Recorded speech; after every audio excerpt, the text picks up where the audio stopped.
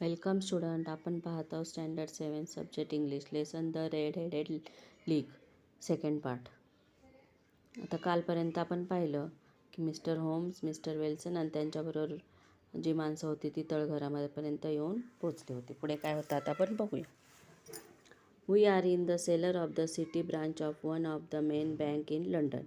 Mister Merryweather is the chairman of the bank and he will tell you why criminals should take an interest in his cellar presented, said Holmes. Mr. Merriweather explained that the bank had borrowed a huge quantity of gold from the Bank of France and the boxes in cellar were full of gold. Holmes expected the criminal to attack and that very night. We had to wait there in a total darkness without making any noise to take the criminal by surprise. They have but one escape route, whispered Holmes. That is back through Mr. Wilson's house. I hope that same men are waiting Mr. Wilson's door, Mr. Jones. I have an inspector and two officers waiting at his door. Then we have stopped all the holes. Now we must be silent and wait. आता सर्वजण ते चोराची गुन्हेगारी पकडण्यासाठी तयारीत होते. ते पोहोचले होते एक बँकेच्या तळघराच्या खोलीमध्ये. तिथं खूप अंधार होता आणि तिथे सर्व असे बॉक्स वगैरे होते आणि त्याबरोबर त्या बँकेतले मॅनेजरसुद्धा होते. म्हणजे त्यांना माहीत होतं की बँकेत किती सोनं, किती शिल्लक, किती जमा आहे, ते सर्व त्यांची मदत होईल म्हणून ते सुद्धा तिथे उपस्थित होते. मिस्टर होम्स म्हणाले, आता आपण लंडनमधील मुख्य बँकेपैकी एका बँकेच्या शहर शाखेच्या तळघरात आहोत, हे त्यांनी सांगितलं. गुन्हेगार याच रात्री येणार आहेत, हे सुद्धा ते म्हणाले. म्हणून आपण पकडण्यासाठी इथे शांतपणे उभे राहिलेलो आहे आणि त्यांची वाट बघत आहेत. त्यांच्यासाठी सुटकेचा एकच मार्ग आहे. होम्स कुजबजले. मिस्टर विल्सनच्या घरामागील रस्ता. मिस्टर जोन्स, मिस्टर विल्सनच्या दरवाजासमोर काही माणसे थांबलेली आहेत. हे सर्वजण त्यांनी प्लॅननुसार केले होते. एक इन्स्पेक्टर आणि 2 ऑफिसर हे त्यांच्या दारापाशी तैनात केलेले होते. मग आपण सर्वजण मागे अडवलेले आहोत. आता आपण शांत राहून त्यांची वाट बघूया.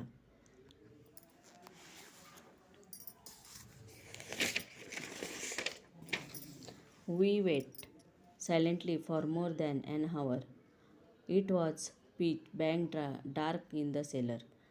Then suddenly a point of bright light appeared in the floor of the cellar.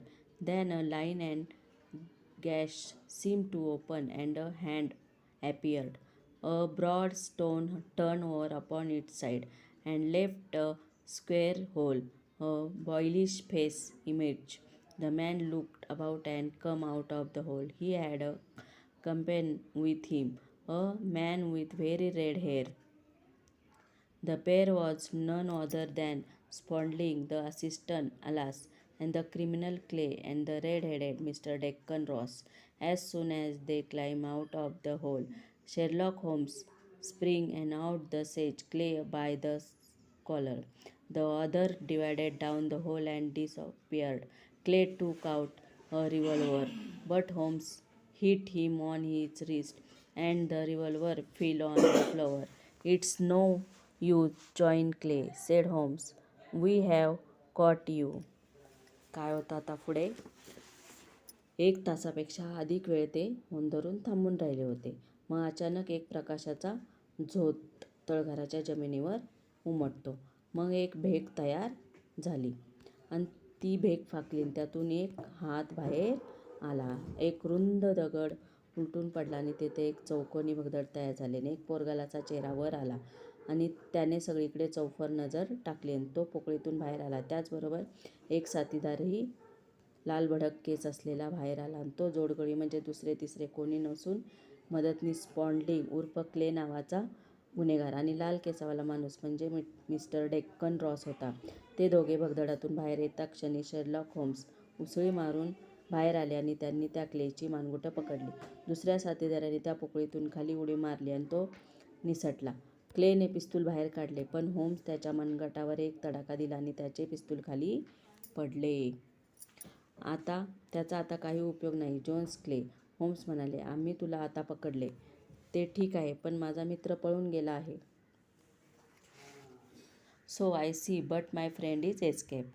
Holmes replied, "They cannot escape. There are 3 men waiting for him at the other end." Then Holmes handed over Mr. Clay on the policeman.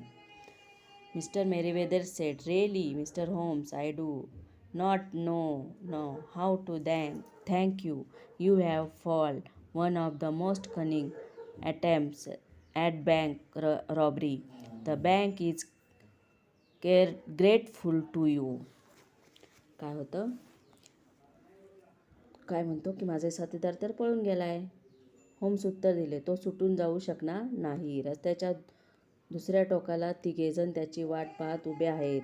मग होम्सनी mister क्लेला पोलिसांच्या ताब्यात दिले.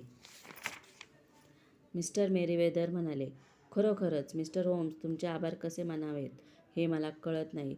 Bank दरोड्याचा एक सर्वात धूर्त असा डाव तुम्ही उधळून लावला आहे. बँक तुमची ऋणी आहे. "You see, Weston," Holmes said after you reached his home, "it was from the first that only possible object of the strange advertisement, and the job was to get Mr. Wilson away from his shop for some hours every day.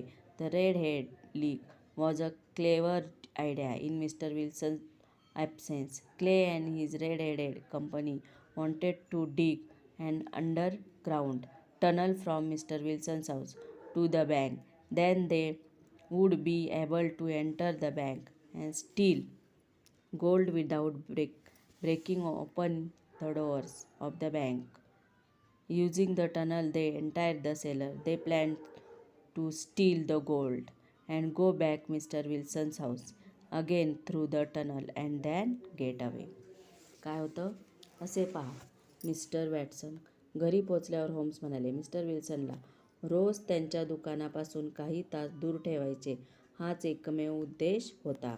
ते चमत्कारी जाहिरातीवरून आणि त्या अजब नोकरीवरून आधीच स्पष्ट झालं होतं की लाल केसवाल्यांचा संघ ही चतुर कल्पना होती.